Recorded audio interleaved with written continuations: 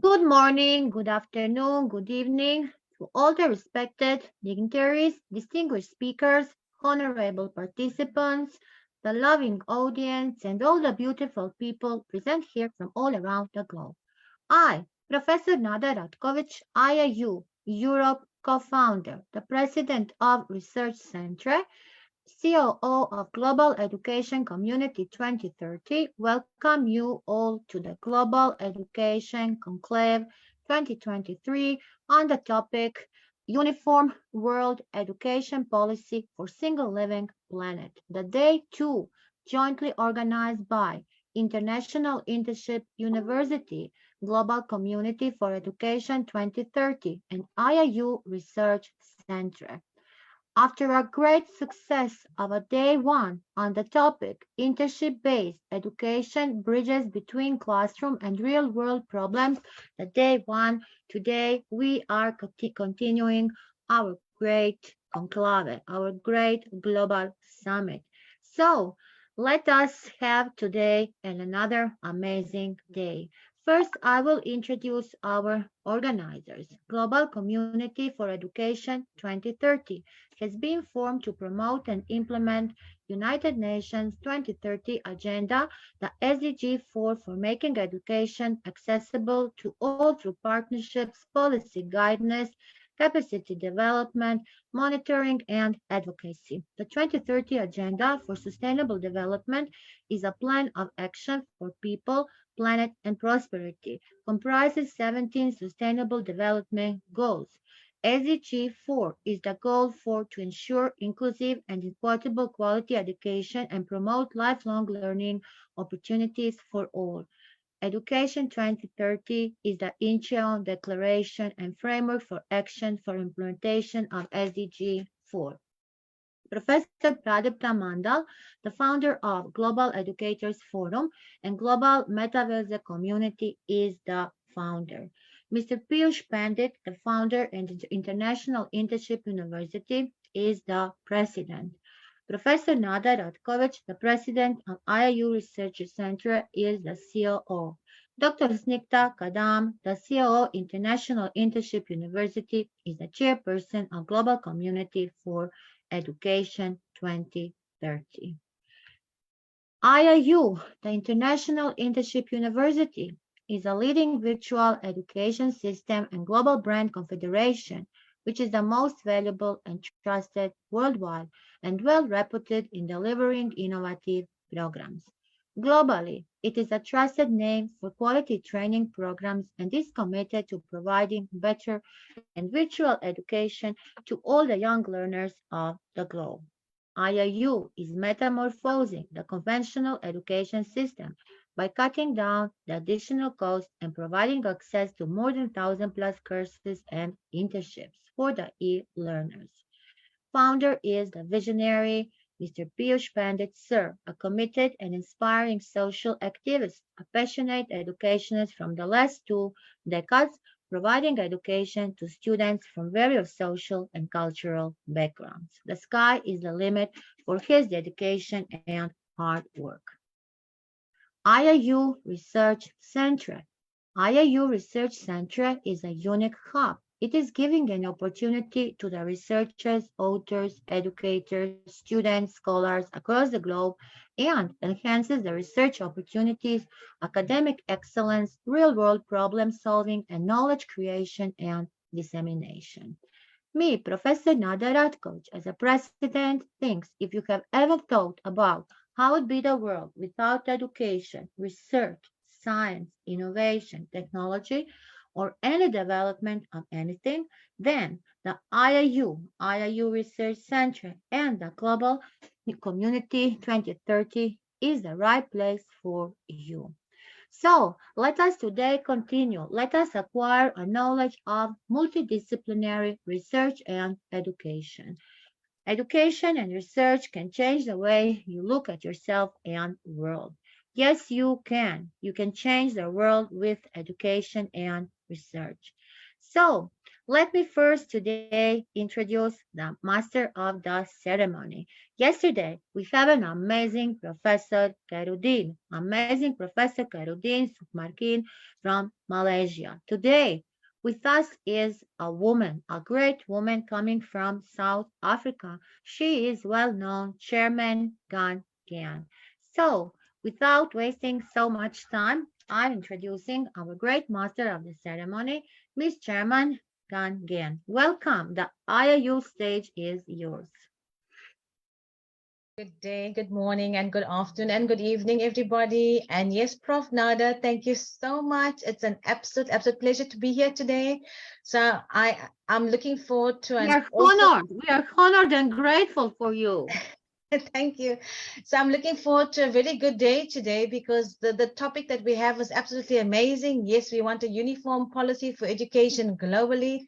So looking forward to all the speakers and their input, and I'm sure we're going to have a very awesome day with great input. So without further ado, just to remind our speakers, you have between 10 and 15 minutes to complete your talk. And at the end of the session, we will do our questions. So our first speaker for today, we've got Professor Maria Alicia Maldonado. She's all the way from Argentina, one of my favorite places, if I may say. She is an educationist, an ELT material developer, a freelancer, and an international speaker. Over to you, Prof. Maria Maldonado.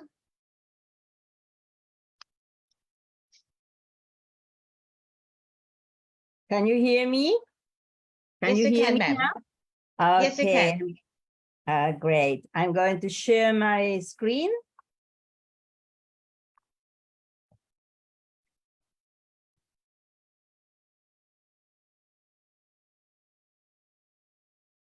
Okay. First of all, I want to thank really Dr. Pradeep Tamandal, Dr. Pishus Pandit Sir, and Dr. Nada Radkovic for the invitation. I feel privileged to be a speaker here at this so relevant global education conclave. And I think that working together, we can improve the way we live in this world. So for me, it is a real privilege to be here. First of all, I would like to say that, oops, I cannot, oh, here it is. Even though we know that sustainable development goals have a special niche for education in its fourth goal, which aims to ensure inclusive and equitable quality education and promote lifelong learning opportunities for all. This goal cuts across all the other sustainable development goals because education opens eyes and minds. Educations become agents of change. And this is the reason why we should try to attain education for sustainable development in order to achieve equitable and quality education all over the world.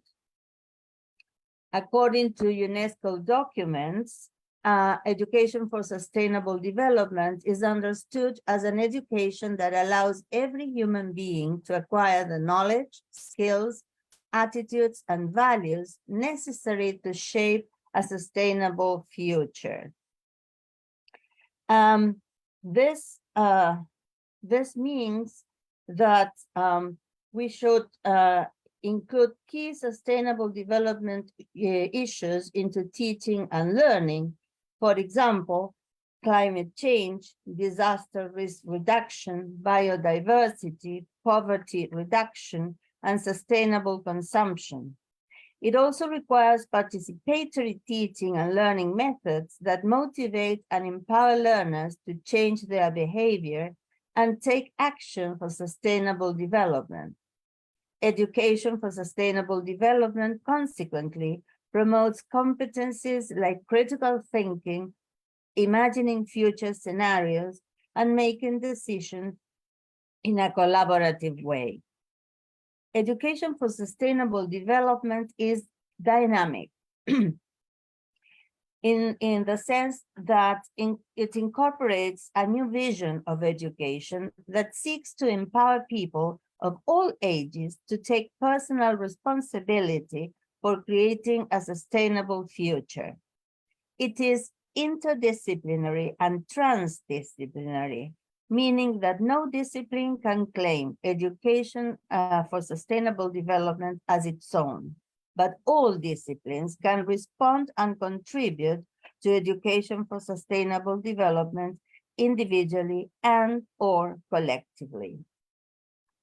All major international development conferences have been discussing and acknowledging the power of education to shape attitudes, values, and behaviors, to develop capacities and skills, and to build an understanding and commitment to development goals.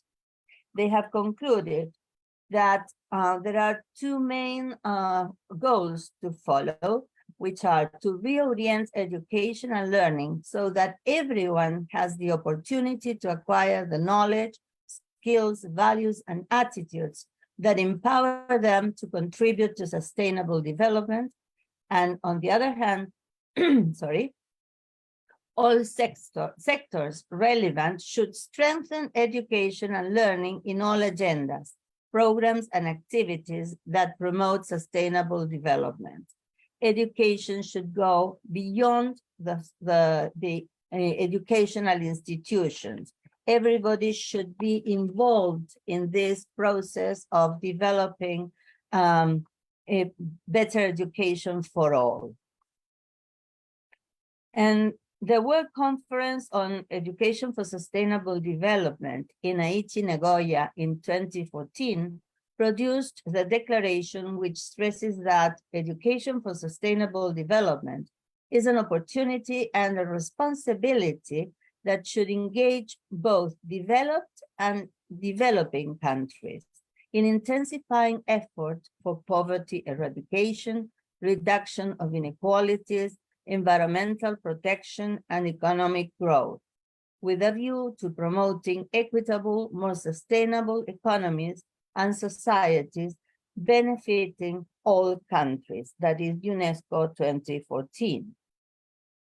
Education for sustainable development equips these individuals not only with the knowledge to understand the sustainable development goals, but also with the competencies to engage as informed citizens in promoting the transformation to a more sustainable society. Education for sustainable development consists of holistic and transformation education that addresses learning content and outcomes, pedagogy, and the learning environment. This is why it requires a shift from teaching to learning. This takes the form of an action-oriented transformative pedagogy characterized by elements such as self-directed learning, participation and collaboration, problem orientation, and inter and transdisciplinarity, as well as the linking of formal and informal learning.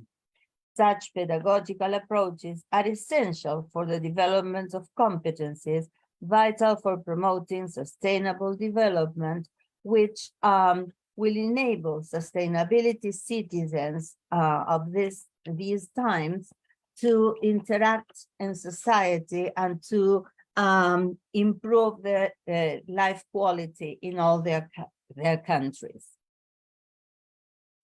The education paradigm is shifting from an input orientation to an outcome-based competence approach.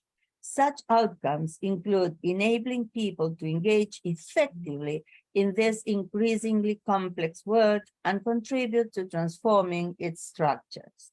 These participatory teaching and learning methods empower learners to take action to promote sustainable development. When teaching and learning methods for a specific setting are chosen, they have to match the needs of a learner group. That is to say, based on age, prior knowledge, interests, and abilities.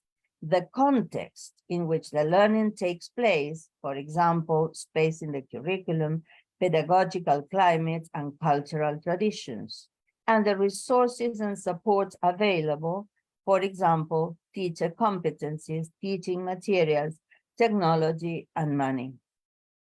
The key pedagogical approaches are, sorry, learner-centered approach, which sees students as autonomous learners and emphasizes the active development of knowledge rather than its mere transfer or passive learning experiences. The learner's prior knowledge, as well as their experiences in the social context, are the starting points for stimulating learning processes in which the learners construct their own knowledge base.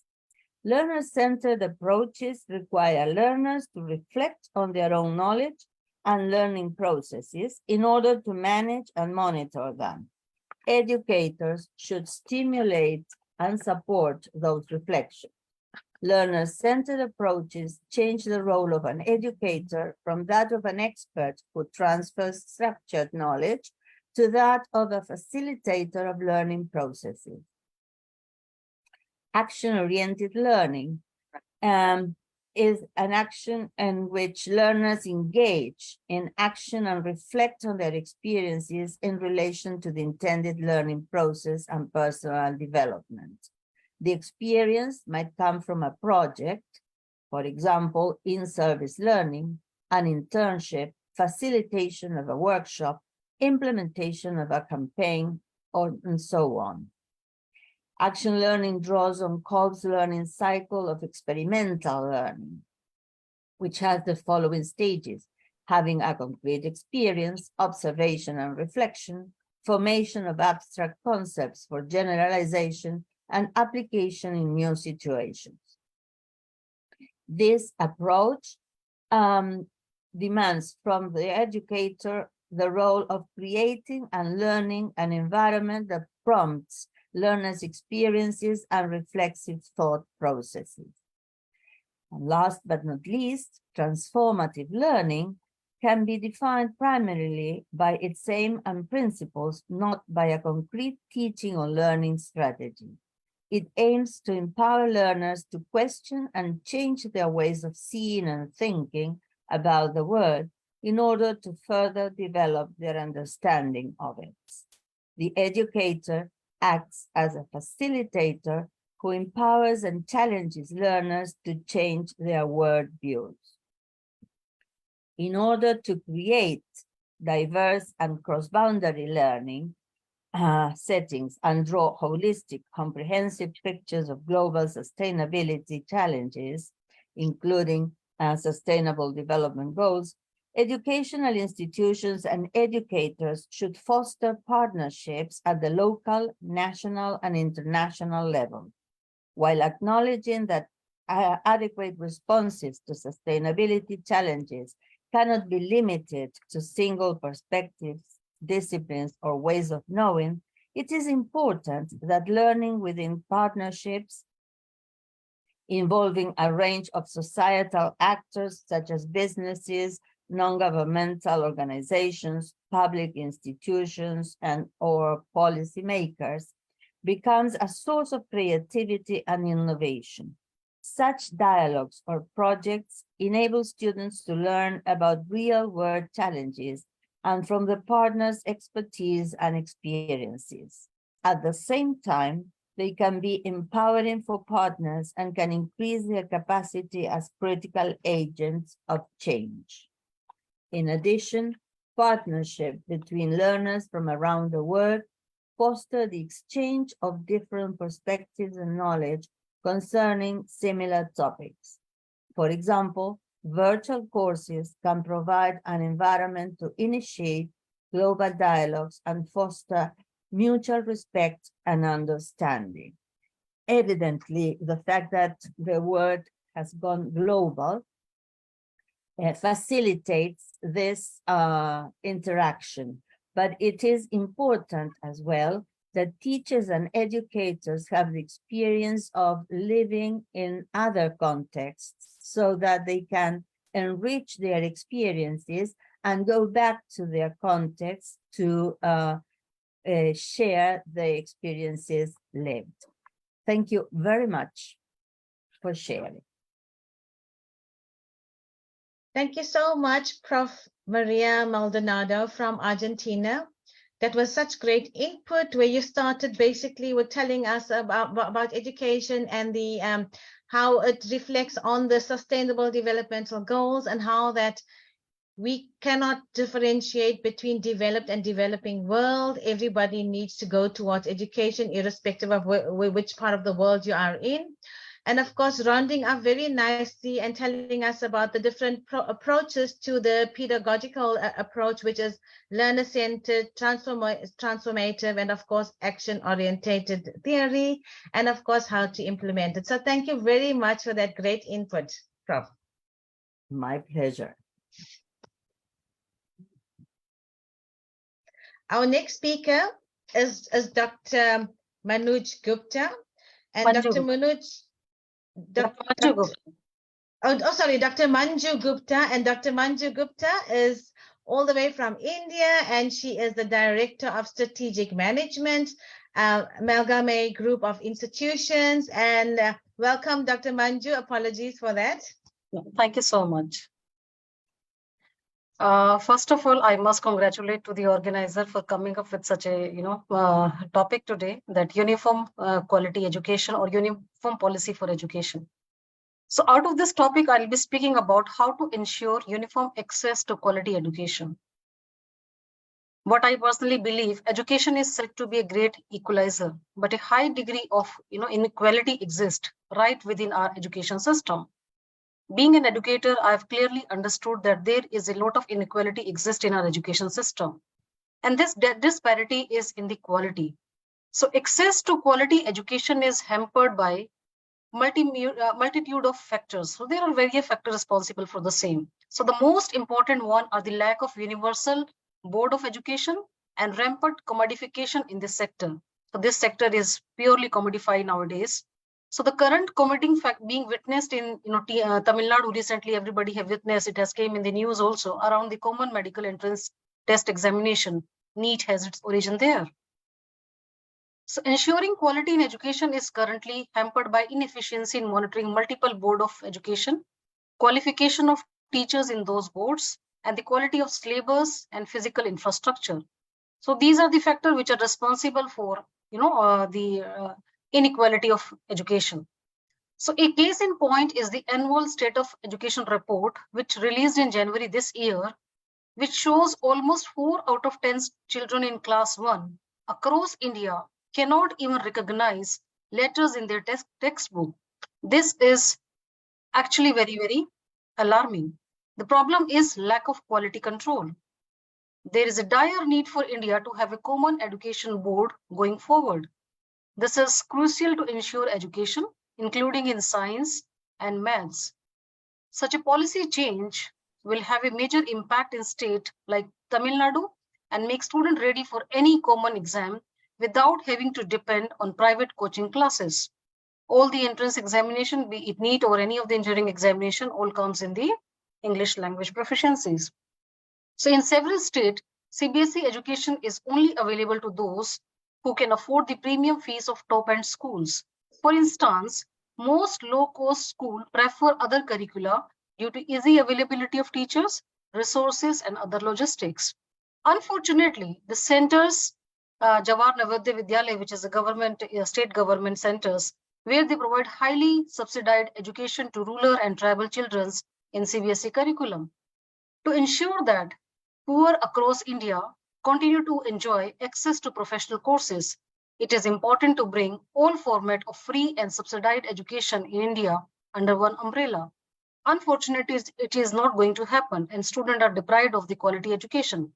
The best example of Tamil Nadu is that where students of class 1, they are not even able to recognize the English alphabets. Then how we can expect that they are getting the quality education? So as it is a subject in the current list, the center and state must work together to ensure that all children have uniform access to quality education. Until that happens, common entrance tests such as NEET or JEE entrance examination will be exclusively in nature. I'm taking just a live example, which has recently came in my understanding.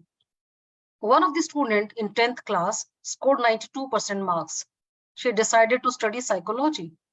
Everyone around her, her family members, their teachers, friends, they called her dumb because she was choosing subject psychology after getting 92% marks in the 10th class. They said she is doing wrong and she will be regret about it. When she went to take admission for 11th class, even teacher advised her to enroll either in science or in commerce.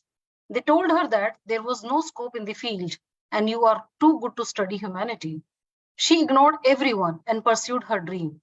With her sheer brilliance, she became the school topper in 12th board exam and got 100 out of 100 in the subject of psychology.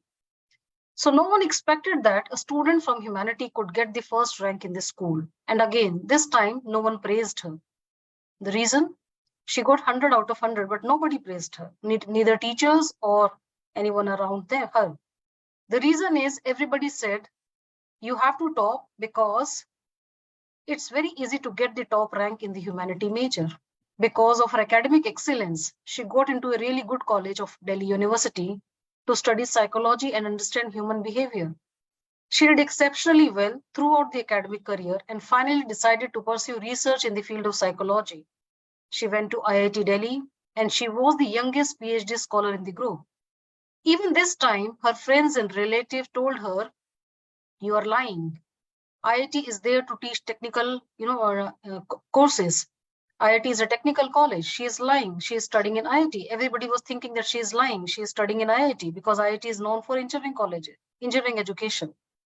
Then she did a project with UNESCO and she has been selected for International Young Research Scholar Program. Currently, she is doing another project with WHO and along with the United Nations. But it doesn't matter, does it? This is a question. She did not do BTech after all. And this is what's wrong with our education system. Our obsession is with BTech or MBBS. So students are going forward only for doing BTech and MBBS programs. And somehow we are leaving so many other field and stream far behind. Humanity is one of the greatest subjects and she pursued her dream. But unfortunately, nobody has supported her. Despite of her own motivations, she has worked with United Nations program and International Young Research Scholar programs. So I think we should respect every field of study, not only just BTech and MBBS. So we should have to have equal, uniform education system for schools throughout the country. In fact, we have several ICSE, CBSE, IGCSE, and IB board. The latter is uniform, not just in India, but throughout the world. Of course, each state has its own education board, which sets its own syllabus and conducts its own examination. I assume that this is what we are referring with this session today, that we have to have a uniform policy for education across the world. There are two factors that contribute to the problems with them is education in India is a topic on the concurrent list. This means that both state and central governments have the power to control and legislate upon it. Our education system is inherited from colonial times, where there was no single country to create a single education system so far. Every province handled education by itself, and today's boards are descendants of this fragmented system. CBSE is a step in the right direction, but it is too thinly spread and it is not quite up to modern standards. The ICSE, IGCSE, and IB are far better, but are only accessible to upper and middle class families in selected urban areas because they are not able to afford the fees. The ultimate solution is to abolish the individual state boards and bring all state schools under one single system. But the state education system is so abysmal that such a move would be meaningless. Schools are so dysfunctional in most places that it would only be a paper experiment. There are village schools with no dedicated building or infrastructure, a handful of textbooks shared among an entire class, and one teacher covering all subjects in all grades. How are they to be taught in ICSE standards? So the first thing which we have to do to place a common syllabus. Only ICSE, IGSE, and IB schools would be allowed in cities and towns. These boards are not allowed in any of the village or remote areas. Villages are only allowed to open CBSE schools. They are not allowed to open ICSE, IGSE, and IB schools. So state board schools should be passed out or converted if and when the area will develop enough to justify it. Ultimately, school attendance must be made compulsory. Fewer larger schools are easier to service with the necessary facilities and infrastructure. So there will be pushback from the states. States are not ready to develop the different boards education system because they are more relying on CBSE education. So education is a massive source of revenue for them. It is a big source of revenue for even for states. So states are biased, for giving such kind of education to the students also. That is why I think that things are unlikely to improve, because once government has to improve, because there are so many policies, so many things which government announces, but that remains in the papers only. Unfortunately, it is not coming out in real. The reason is state government is majorly focused on getting revenue out of the education, which is a massive revenue, I must say. So the rich will continue to educate their children privately, while the poor will make do with whatever they can get. So this will further accelerate the already endemic satisfaction in society resulting from widely different education outcome. So basically nothing is going to change. But yes, I am very, very hopeful with such kind of session where we educationists are, coming together and discussing on a platform how we can have a uniform education policy and how this policy is going to enhance the, education system across the world, in fact. But somehow I personally feel this pandemic has given a lot of opportunity, to do the experiments where we educationists across the world are coming forward and providing free education to the masses in the way of, giving lectures, seminars, workshop, tutorials, classes, which is entirely, free of cost we are providing across the world. So I think we educationists has to take step, we move forward, and then we can make a change into the world. Thank you. That was such an awesome input, Dr. Manju, if I may call you that. You know, what you said is actually so important because just the other day, we also had our results here on education in South Africa. And like you said, only 4 out of 10 children can actually read and write, and we also experiencing the same thing. So it's something that, so much in the developing countries that's actually happening. And yes, you are quite right. There's this term that goes around saying that, education is up for sale. Absolutely, yes. Because it's only the richest that can actually afford education, and the poor or the underdogs are the ones who's going to actually hang on to whatever's left out there for them. So that's such important points. I'm just taking an example, like in India, if a student want to go for an engineering education, so then he has to spend minimum fees for 1 year engineering course is 4 lakh rupees. But unfortunately, the parent yearly income is 3 lakh rupees. How he can afford a fees of one child 4 lakh rupees? So then the education is not accessible. When education is not accessible, then how we can educate the young community? When we are not giving the education, how we can assume the country is going to change? How we can increase the economy of the country? So it is very much related that any of the country economy can be increased by involving skill education. So they are not getting even basic education. How we can think of skill education? So I think this all is a very big nexus, and we educationists have to really come forward to break this nexus. Absolutely, 100%. And also something very important that you said is, even though the child wants to pursue something, then you get pressure, you get the peer pressure, you get the family pressure, you get the community pressure, where the child now actually changes the education that they want to do and go to something which the family agrees with. And yes, that's actually quite important in education.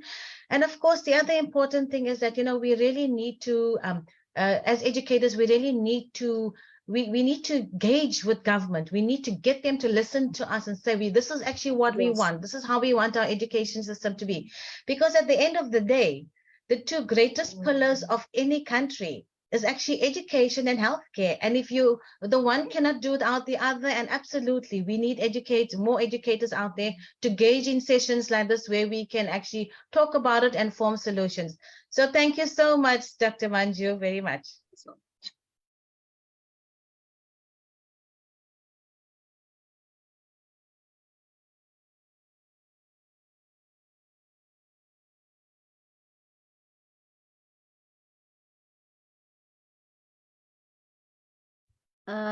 Miss Chairman, unmute yourself, please.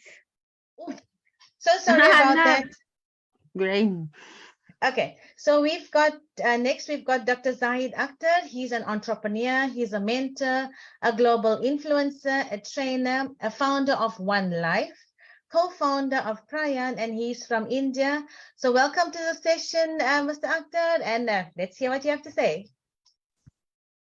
Yeah, thank you once again for making this session again one of the most successful sessions, because I really appreciate the way you have been promoting all those things globally. And I must appreciate the management and the people who are like the stakeholders.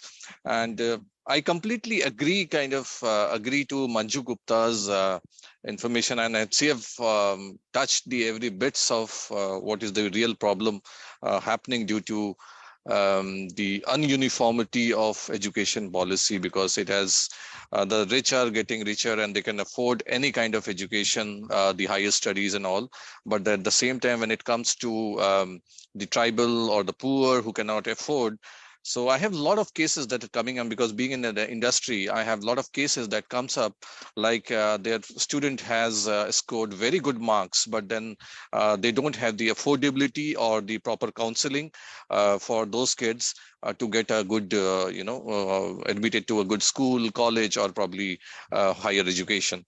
So whatever we do, it is like ununiform ways of doing it. So maybe we can, get in touch with some other people outside the vicinity and talk about it. And if they are able to help, then we process in a way.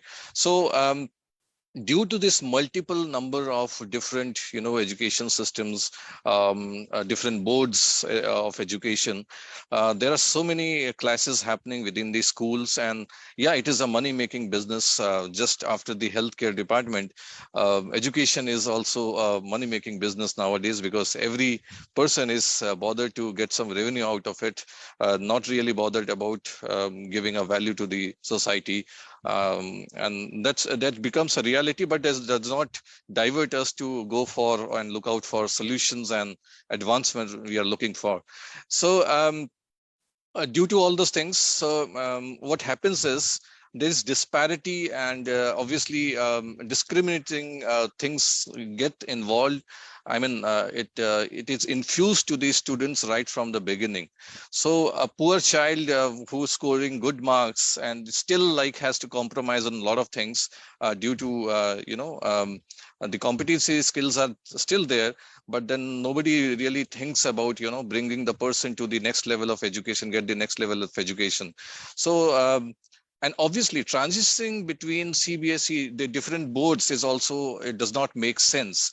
In fact, I would talk about the goodness of having a one uniform, policy for education across the world. The goodness would be that anybody can actually, get access to different platforms available across the world.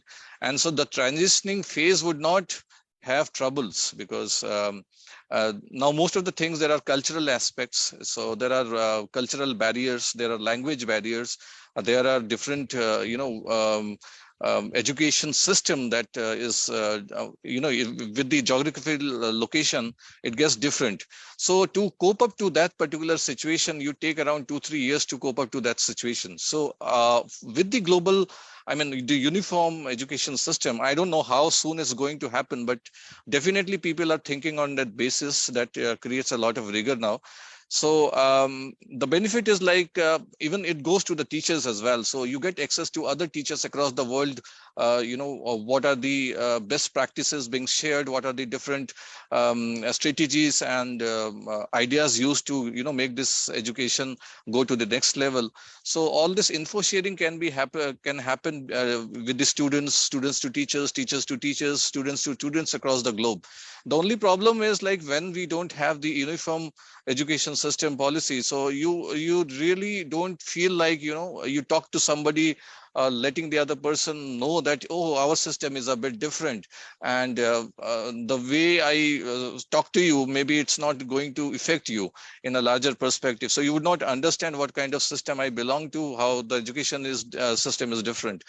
So coping up also becomes a very problematic. But then thanks to the globalization of this thing, internet and all those stuffs, people have still like the other day my kid was like trying to learn German. I was like, okay, you never thought of this, because a kid of 10, 11 years old, but have a special, intentions to learn German language, and he was learning it through a mobile application. So I was like, it caught my eyes, and I was like, what are you doing? He said, I'm trying to learn German. Well, why is it like, why suddenly you thought about learning German specifically? Well, then he said that it is because the moment I get in connected with people outside through gaming platforms, so it is very good and impressive to talk to them on their own language. So that is how so people have it, your kids have it, but then since they are not getting a platform or a from you or from your society, they're still exploring.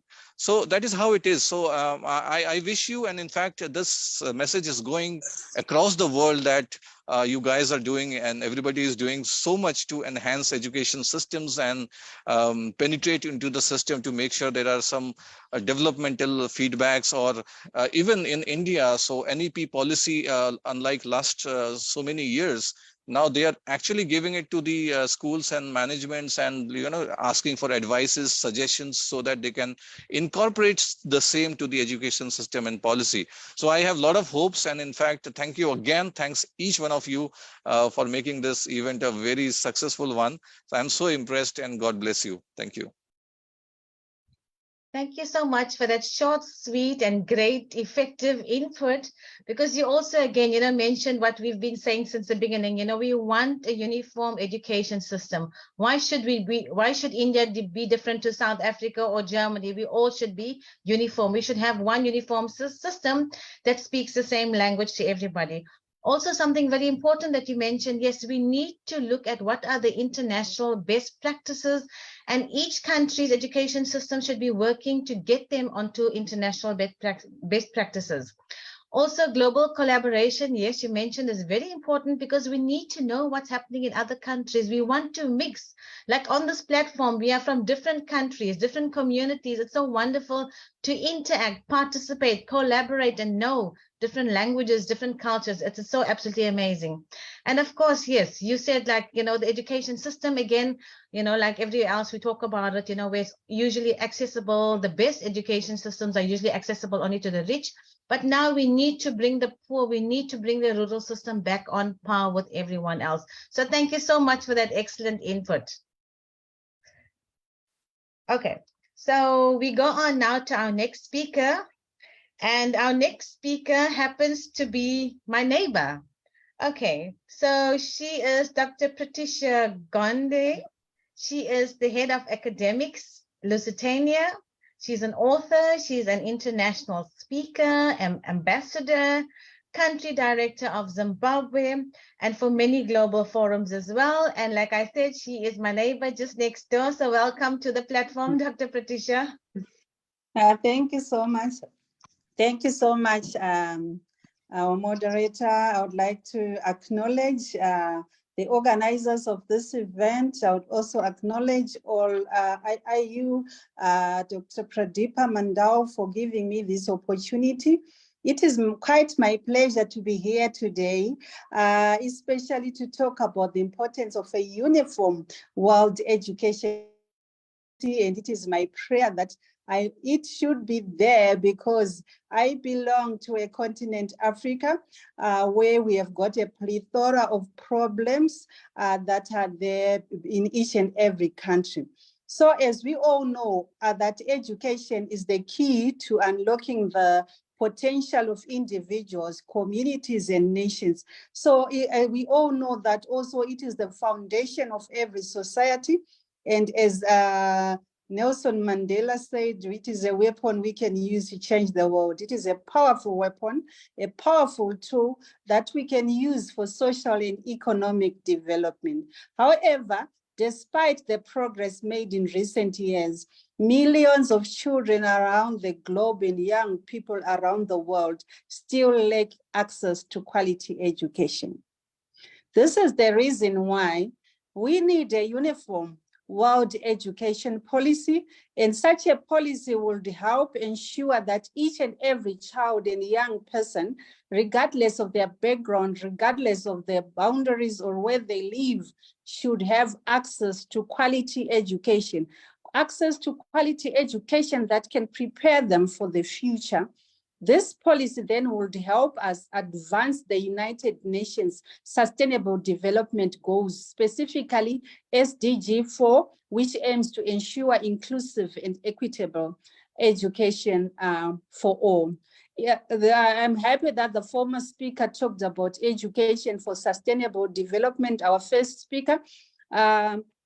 Which is a holistic approach that we can use in education. I'm an educationist myself, and it emphasizes the interconnectedness of social, economic, and environmental issues. So my wish is for us to have a uniform world education policy whose goals are the first goal to be access to equal education for all, universal access, free education, high quality education, regardless of socioeconomic status, gender, race, and ethnicity. And how do our governments ensure that there is free and access to education?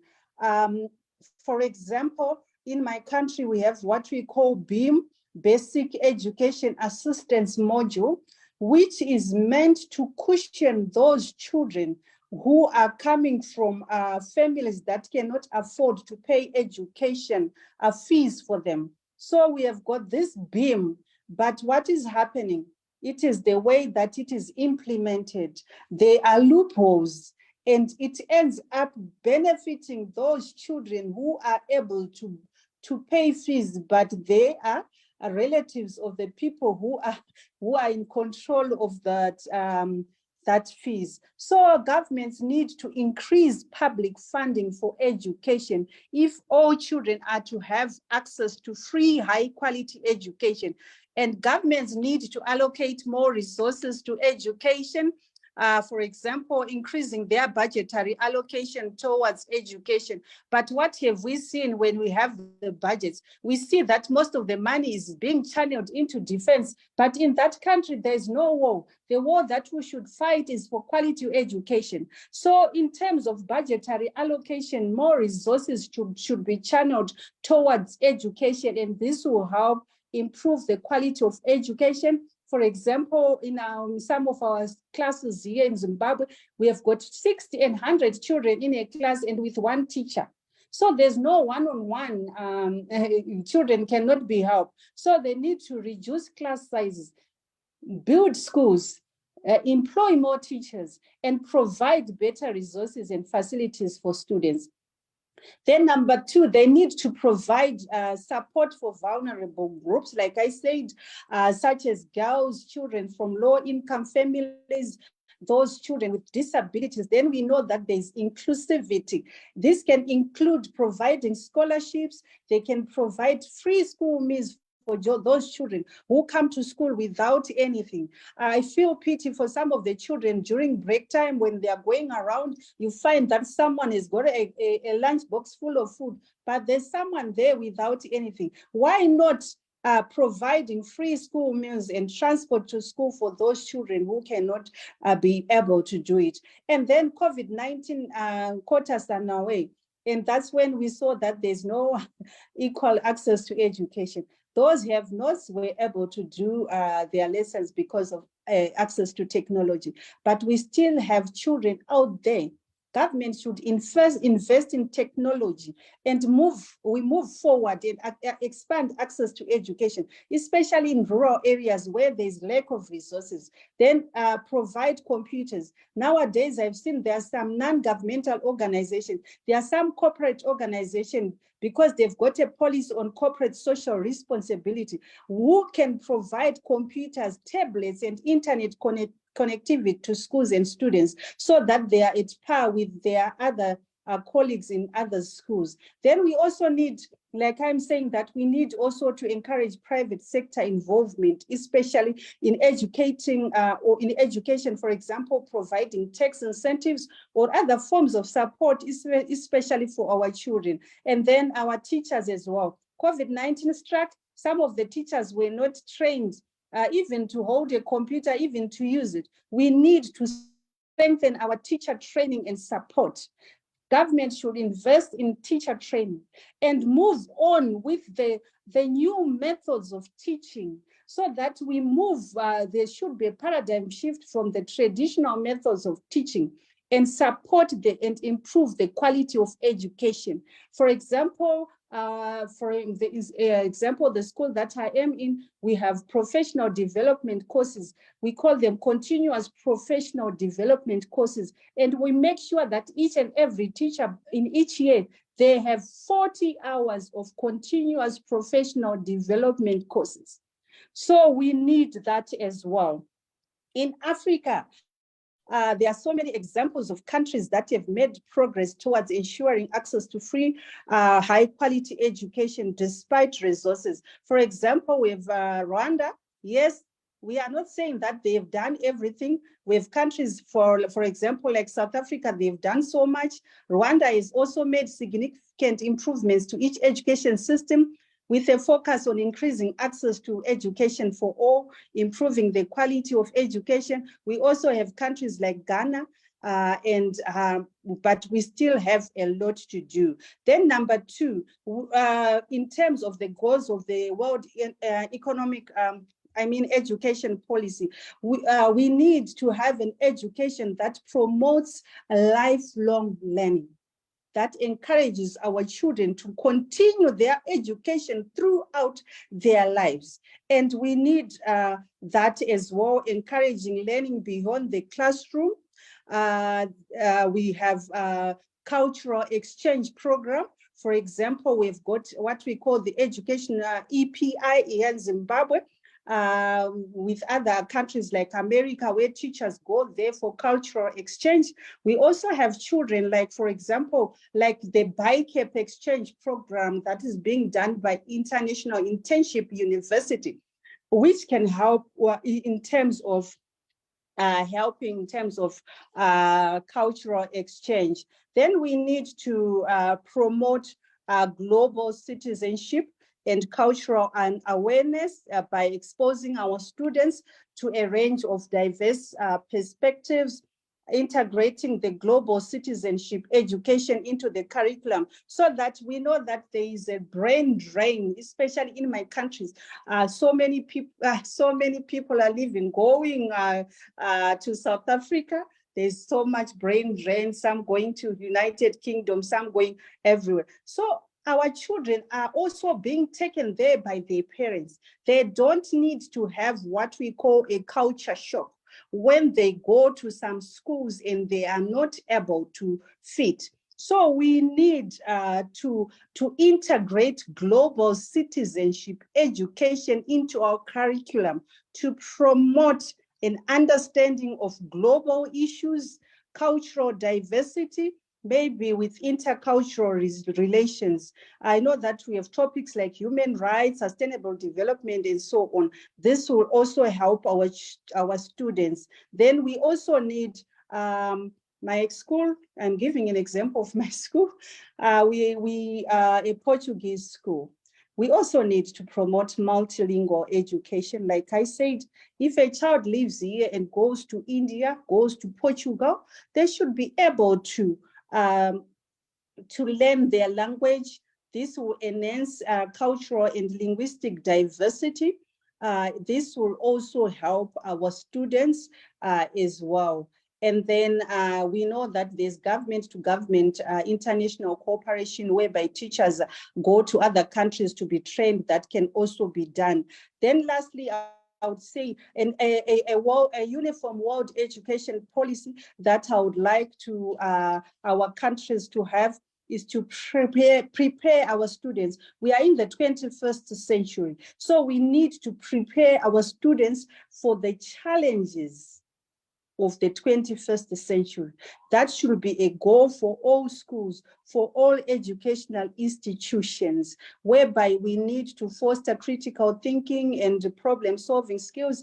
I think the first speaker talked about transformative education. So governments and educational institutions can foster that by incorporating project-based learning. Here in Zimbabwe, we have what we call continuous assessment learning areas, whereby our children now, we are not only looking at their marks for theory, but they also do projects 2 years before they leave for high school. They do projects, and those projects are marked.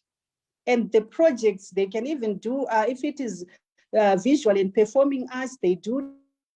We want to expose them to different curricula. So project-based learning, inquiry-based learning, and it will help our students develop skills. And then also for the challenges like developing digital literacy skills, I think I've talked about this one, whereby we need to equip our students with digital literacy. And then we need to encourage entrepreneurship and financial literacy. Call people in your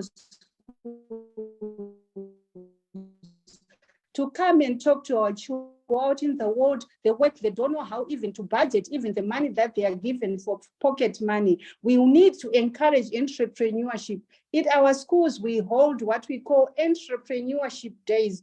Our children, as early as grade 1s, 2s, and 3s, they come up with projects. We'll tell them that we want to have an entrepreneurship day. What you are going to sell should not go beyond $5. Come up with your project, design, write everything down. I'm going to make this, and I'm going to sell it for this. Then they come with their products at school. They have a store. They sell their products that day. We are teaching so many skills in our children. So we also need to foster promote environmental and sustainability education. I'm about to finish. And for example, for education for sustainable development, that's what the former speaker said. And this will help students to develop the skills that they need to address one of the most pressing challenges of the 21st century. So we need to help our students develop. And as my conclusion, the Uniform World Education Policy should be a comprehensive and ambitious plan to ensure that all people have access to education. Key principles are equity, events, quality, lifelong learning, and global citizenship. And how do we implement universal access, teacher training, curriculum development, technology, and global partnership? Thank you so much for giving me this opportunity. I can go on and go on because I'm a passionate educationist. Thank you. Over to you.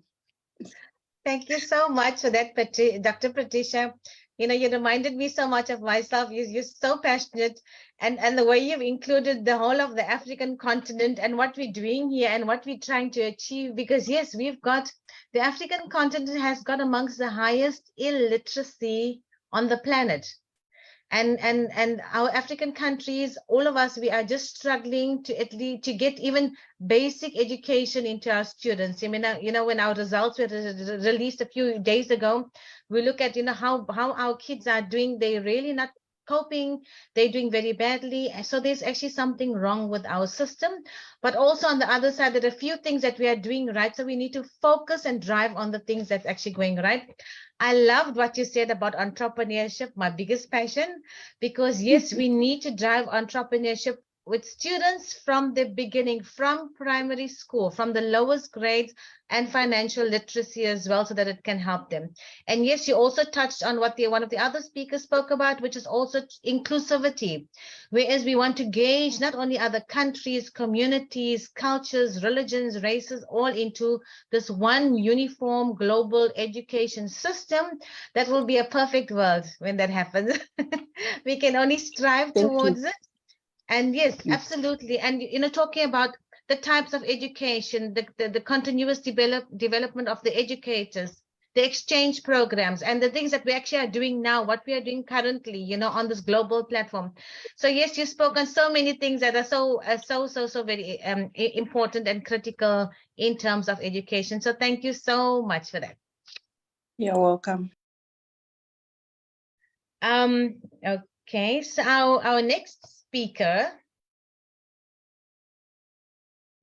I hope I'm going to pronounce it correctly, so please forgive me if I don't. So our next speaker is Dr. Ligioma Esther Mnandi.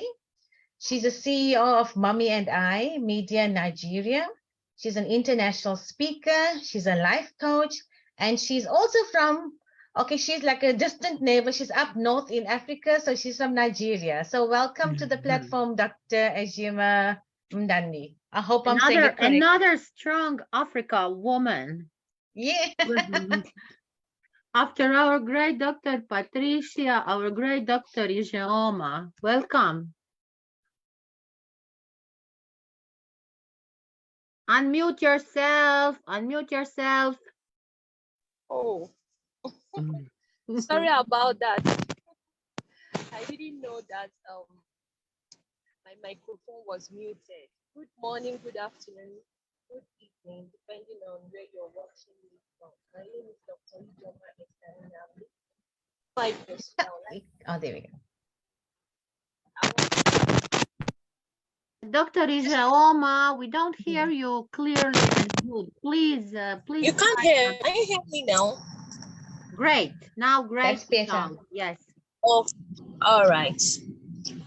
Good morning, good afternoon, good evening, depending on where you're watching me from. My name is Dr. Ijoma Esther Namdi, and I'm from Nigeria. I want to appreciate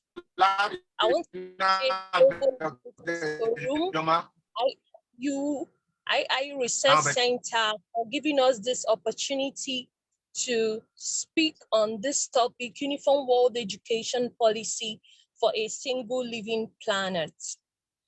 First of all, what is Single Living Planet? It is a simple framework which enables everyone from the general public to the students and professionals to collaborate on a sustainable strategy. It is based on the guiding principles of sustainability, which can create holistic, interconnected solutions. So today I want to quickly talk about importance of world education policy. I want to talk about the importance of policy in the education sector mainly. Policy is generally an intent, a set of rules and principles adopted for ease of governance within an organization. If an organization doesn't have a policy, a structure guiding them, you find out that they will not be able to meet their organizational goals. There won't be discipline. There won't be accountability. And even the workers, even the people involved will not know their roles and responsibility. So educational policies are very important in the education sector because it serves as a guide. One of the things is that it helps schools establish model operating procedures that help in the running of schools.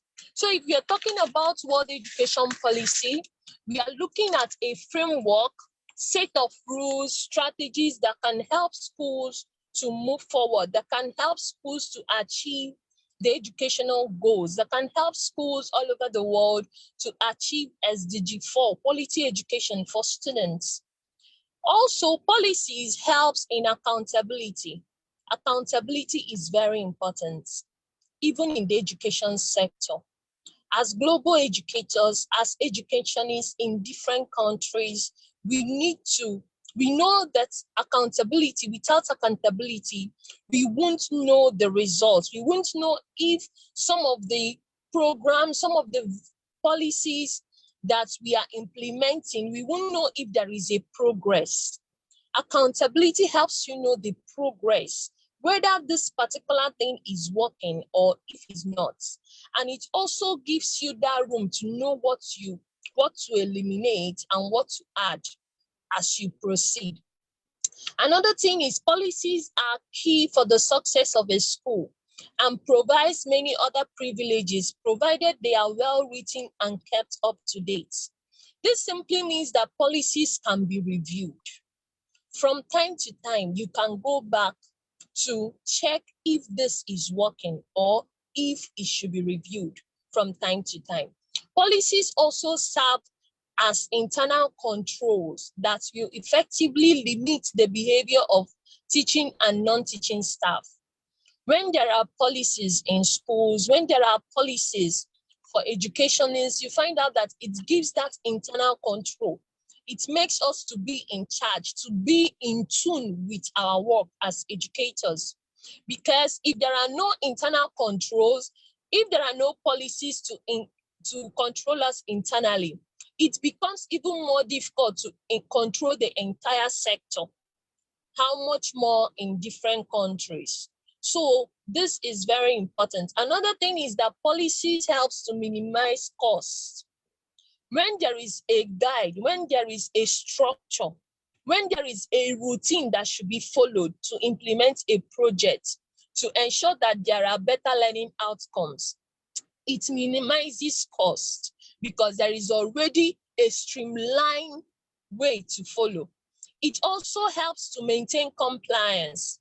Compliance are very important. I've worked in the pharmaceutical sector, and compliance is very important, not just in the educational sector, but in every sector, be it biotech, oil and gas, pharmaceutical, healthcare, education. Compliance should be well maintained. Another thing is policies helps to build a learning culture. Policies helps to create self-learning environment. So with this point, we all can see that policy is very important. Policies in the education sector are very important and it should be encouraged. And today we are looking at world education policy. So this is an aspect that should be encouraged, and from time to time, policies should be reviewed so that we will know, we will infuse better ideas, better ideologies to help, the learning outcome of students. Thank you very much. Thanks so much, Dr. Ijoma. Thank you so much. You've actually touched on something very important. You've actually given us what we wanted, which was the great theoretical background against policy formulation and creating that uniform system which we want all over the world. We want everyone all over to be singing the same song. Yes, and like you said, it's an absolute guideline that we need. And yes, countries, systems, governments need to take accountability for education. We need to provide a uniform education system. There needs to be compliance. We need to create, yes, an absolute learning culture and environment in the workplace or in the schools. And also we need to review the policies that we have so that we can actually form plans on action and work on any quality issues that we actually have. So thank you so much for that. Very informative. Thank you. So while we wait on our next speaker, Dr. Professor Khairuddin has joined us. Thank you so much for joining us. So maybe we can have a little discussion. We can have a little discussion while we are waiting on our next speaker on what we've spoken on so far. Thank you. Thank you, Dr. Charmaine. I was worried that you might be calling me, but yes, I actually had something I wanted to share, which I enjoyed the great speakers who have shared. But most importantly, what Dr. Ijoma has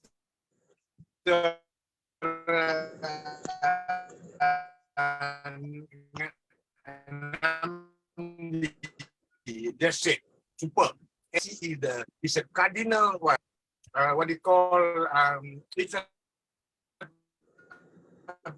a priority and the fundamental thing. When you have the policy, everything is in place. And Dr. Joma has very, very nicely put it. You can monitor. Thank you so much. You can make sure that everything is conform to it. And the UN SDG, so SDG 4.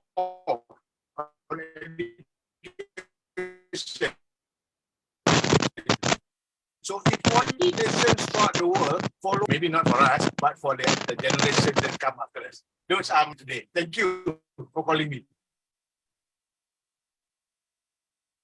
Thank you.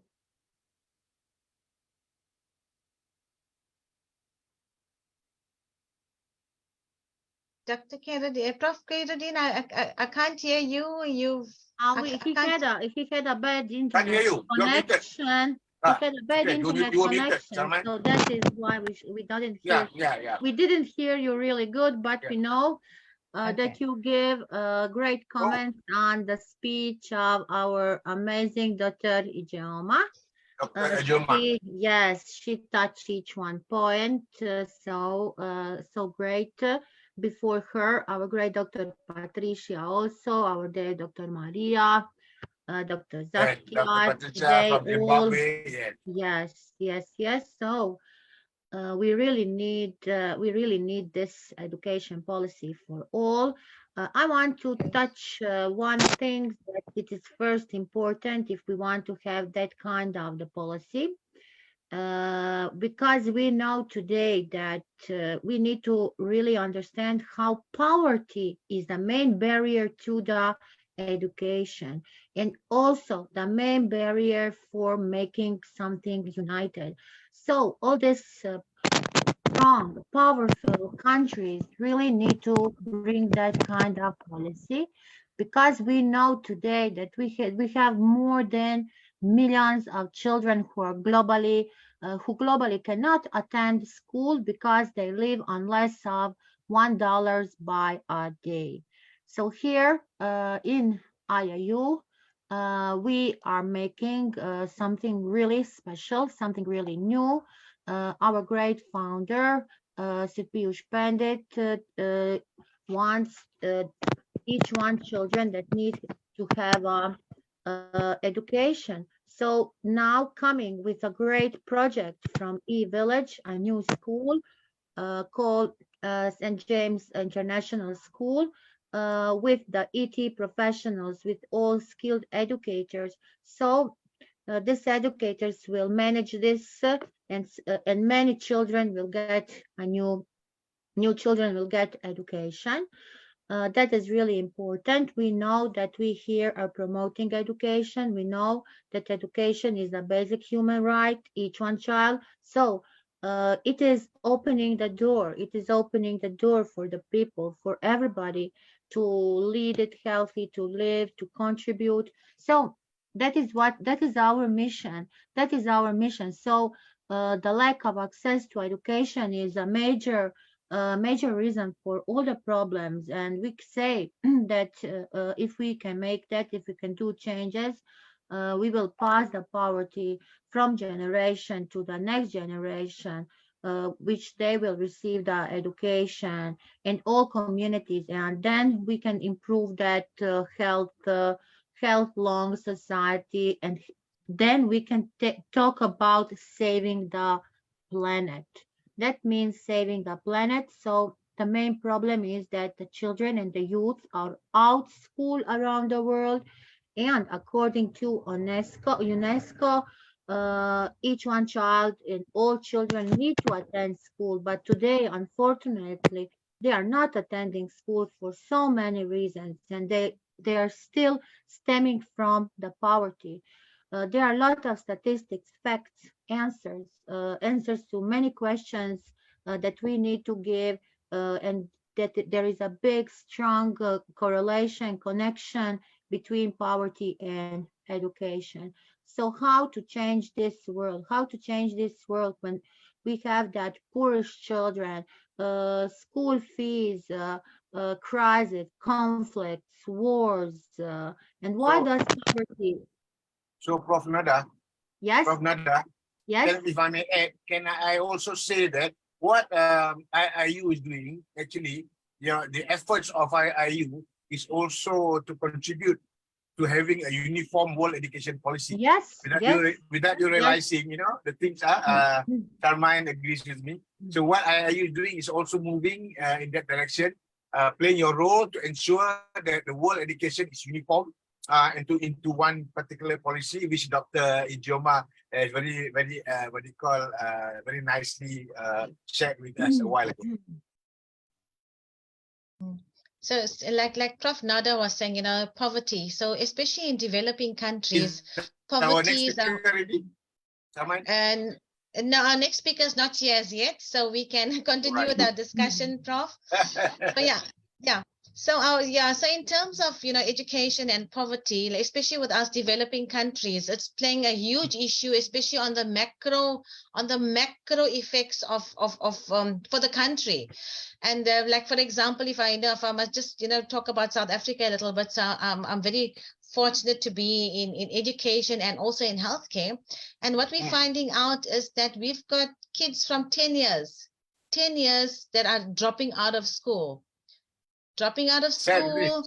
Very sad. Yes, we've got children that are falling pregnant at such a young age, 10 to 14 years. So My God. we have huge social issues, which also affects the education system. And while I think it was Mr. Akhtar that actually said earlier on, education can really be up for sale, especially in developing countries, because we'll find that the richer and the rich families, or the ones who are more economically viable, are the ones who can afford, like, private education or semi-private education, whereas the ones that cannot. They can afford smartphones, so they can learn even from the smartphone. Right? No, 100%, absolutely. And it's the children that, who are the poorest, and the ones that are in the rural villages, that are the ones that are really suffering the most. And Right. also, and governments also need to play a huge role, because if government doesn't pay interest in education, then a nation cannot grow if government does not concentrate on education. And like for example, coming from South Africa, our youth unemployment is the highest in the world. It's the highest in the world, where we've got 75% of our youth that are unemployed. So that's hectic figures, and that's actually very scary, because if you want your country to progress, you need to create, some form of entrepreneurship. With, I think Professor Patricia was talking about that earlier on. Entrepreneurship is so important for all those kids that feel that they can't cope with school. There must at least be something that they can fall back on. And if we start gauging students in entrepreneurship from an early age, we can also solve lots of problems and social issues in countries.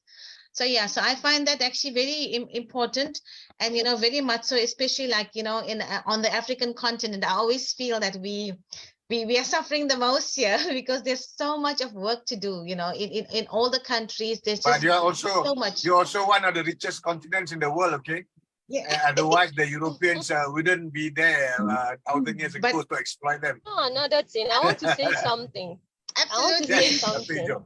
Yes. yes, you're a pager. Go ahead. Okay. One of the things I also want to, some countries, especially in most third world countries, you find out that the government is weaponizing poverty. They are weaponizing poverty.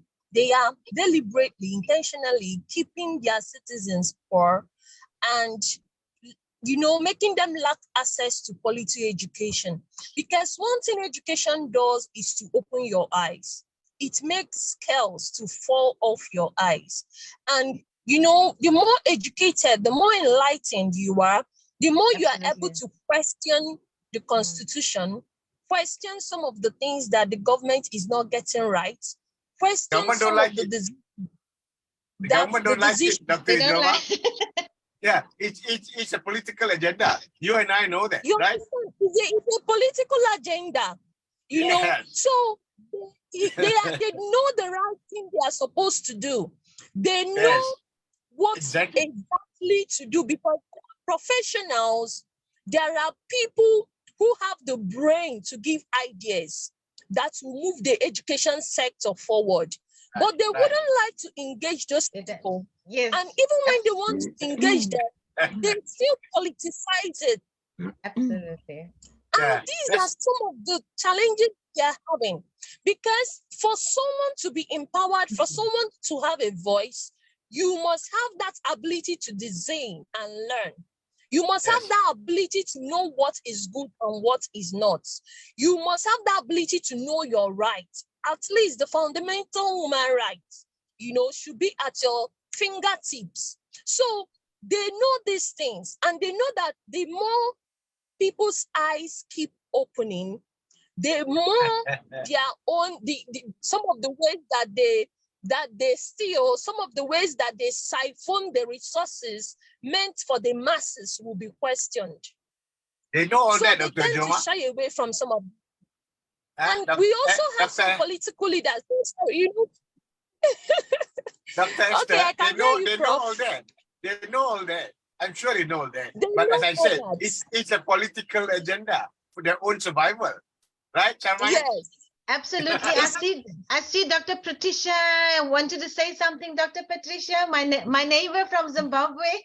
Hello, thank you so much. I just wanted to concur what Idioma is saying, especially with political leaders.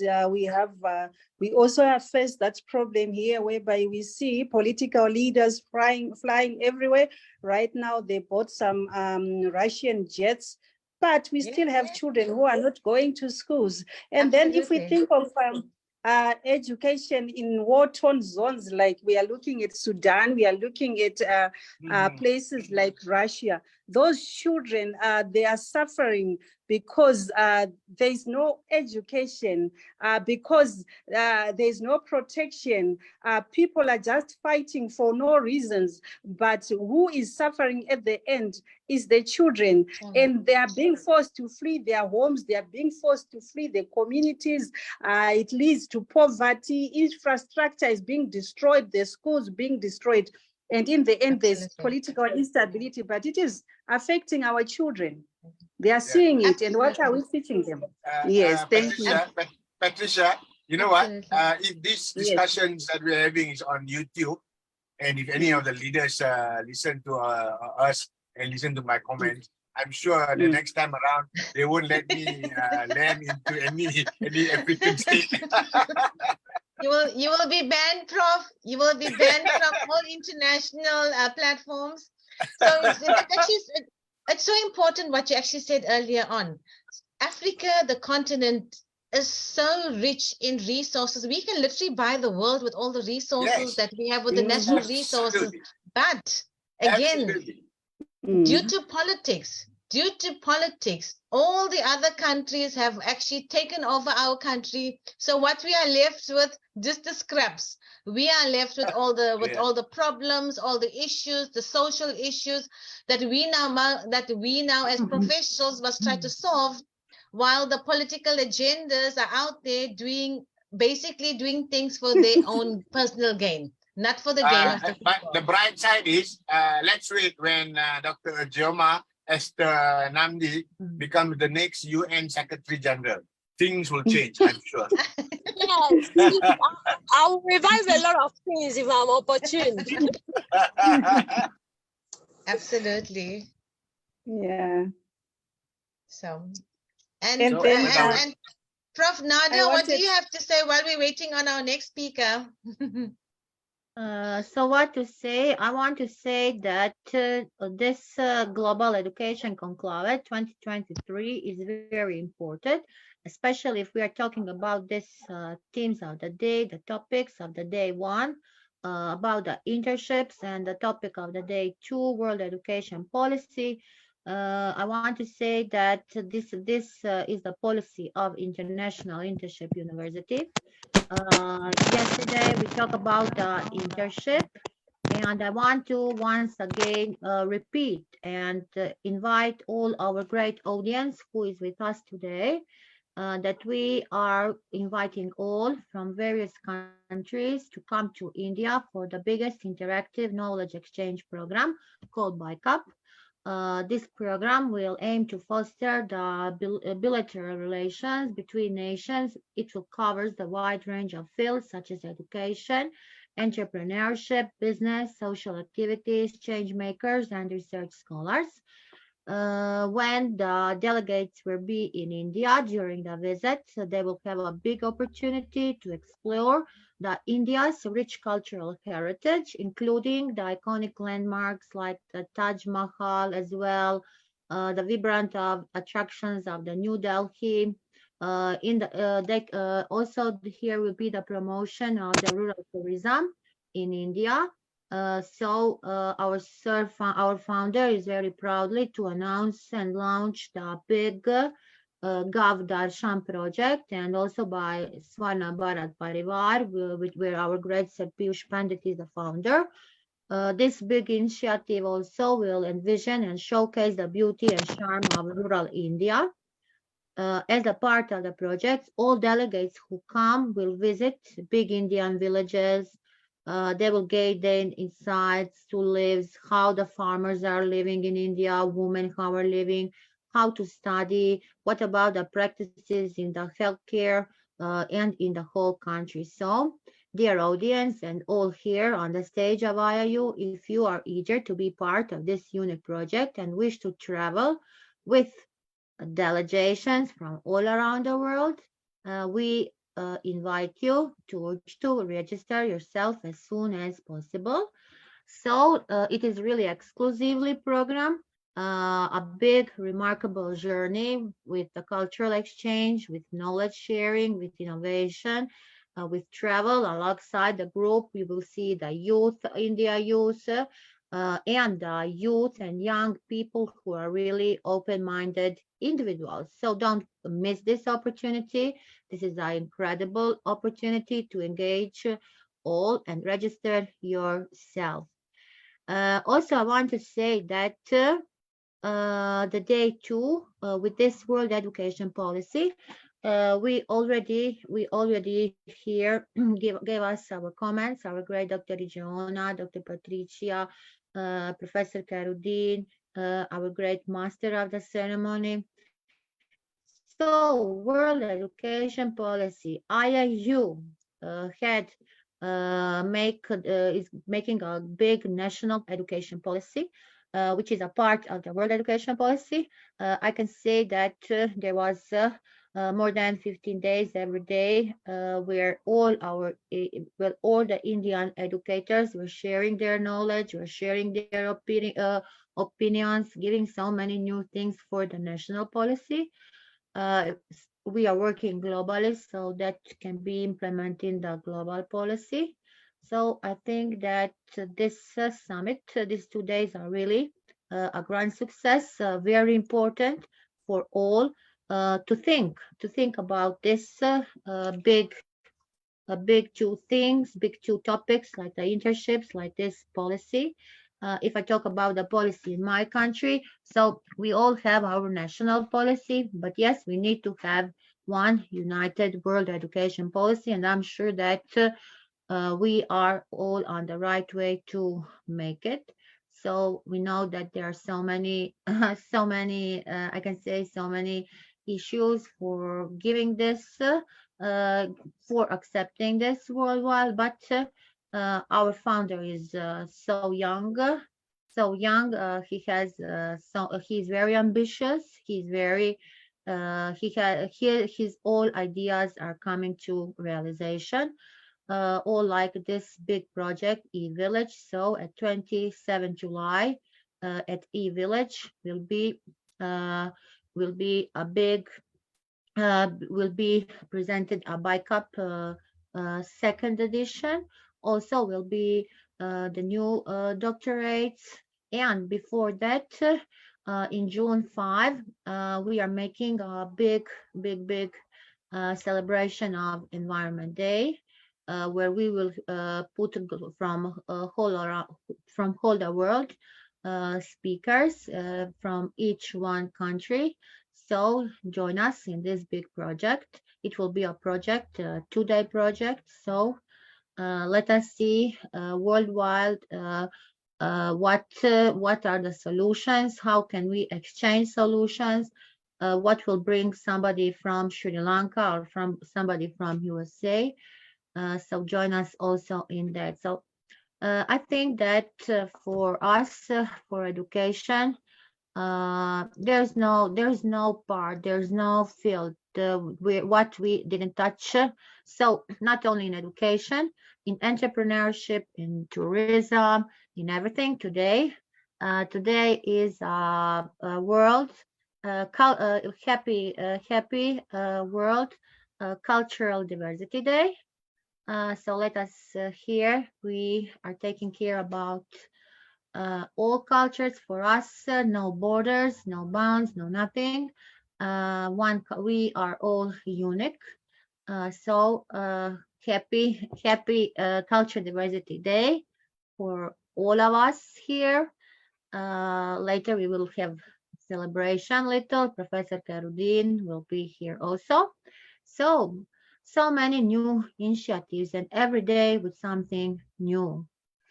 So this global education conclave, I will repeat again, is very important. Global community is coming every month with a great summit, with a great conference, with great conclave.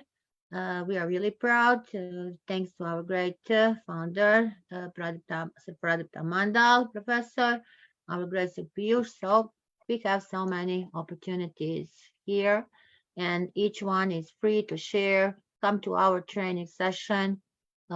We are inviting all, and we are waiting for you because we want to hear the voice from all countries of the world, from all educators. What are they doing? How they are? What? Maybe something new we will get. So, Professor Karudin, what do you think about that? Excellent. For as long as I'm still healthy, and that I will do my level best to join and give some nuggets of I wouldn't say wisdom, yeah, my views, what I think about it. If I'm Yes, yes. something that I feel very strongly about it, I need to let it off my chest, and because there are things that the world is changing very fast. And it's important that this is also a good platform that we can keep on record some of the things that we experience, in the earlier life, especially my own corporate leadership experience. In fact, just a while ago, while I was driving, I was thinking about it. I want to make a slide, and then every slide is the important message that I first learned when I first started working. What my bosses said to me in different organizations, some of the what they call nuggets of wisdom, which as a young man you don't know about it. So besides that, your normal education in universities or in classes, but when you work, your boss, the things that your boss tells you, it will stay with you, even until today. So that's what I would like to share later on, yeah, Professor Nara. Great, great, And Professor many of my bosses are actually top civil servants, top guns, and many are no longer around. So I think it's my responsibility to share those wisdom with the younger generation. Yeah, Prof. Nada? Yes, and you are doing that there, Professor Karudin, every day. Professor Karudin is an adjunct professor at so many university. He is also all here with us always, and we are really honored and grateful to have our great Professor Karudin because he's also a mentor in our mentors program. He's a great counsel. He's a great coach. So we can learn a lot from our great Professor Karudin. Thank you. Thank you, dear Professor Thank you. Karudin. All right. I want to say Are we- something. I'm coming from Europe, and I say now what IIU is doing for the internships. In Europe, we have also the internships called Erasmus Plus, and our students are going to different countries around Europe, and they're going to learn something new. That are very big projects. There are funds. We get funds, grants from the European Union. So we go to travel to another countries. You can choose, but you need to find something that you cannot learn in your country. That is the first thing that you need to find, and then when you get that, you go there. Your students can work, can work, can study, can do anything. So that is a big opportunity that we are using in the Europe. So I will say that around the world there are so many policies, so many things that are trying to bring education to each one person, and that is something that is giving us a big hope. That is giving us a big hope because as like a doctor who choose to be a doctor, we choose to be an educator. And our mission and our vision is to give our best in education, to educate us. We need to be educated. We need education, lifelong learning, each of us educators. So because if we don't invest in us, we cannot invest in our students. So that is very important. That is very important because today what we learn, tomorrow is already old. So we know Professor what. Mike. Yes. Sorry. Well, is there another speaker coming up? Today is No, your day. Sorry. I Sorry, was I seem to be. no, I was just about to intercept, but Dr. Neda says such important things. I just couldn't stop. I had to let her finish what she Okay. was saying. It's so Okay. important. So okay. We come to the end of the day. Right. To the end of this global education conclave. Professor Karudin, you stop me. Next time you will not speak, but for your information, you stop me speaking. Okay. So I want to thanks to all our great educators, entrepreneurs, all who join us these 2 days, who share the knowledge, who give us so many great solutions, ideas for going to the future. I want to thank Professor Karudin for yesterday's great work and for today's not great work. Our great moderator today, Miss Charman from South Africa. Great. We today had our great leaders, African leaders here on the IIO stage. All great women, all strong women. And to our great Professor Maricia and to our great Dr. Zaktir. So thank you, our project director, Professor Pradipta Mandal. Thanks to our great founder, Piyush Pandit. Thank you, Nada Ratkovich. And thank you, COO, Dr. Snikta Kadam, for this great project. So we are coming soon with new events. Be with us, our lovely audience. Thank you, thank you, thank you for being with us these 2 days till our next event. Stay safe, stay healthy, and let's continue learning and growing together. Thank you. Bye. Thank you. Bye. Bye. Thank you, everybody. Thank you. Thank you, Professor Charman. Bye. Thank you. Yeah, Bye. thank you. Bye. Bye. Bye. Bye. Bye.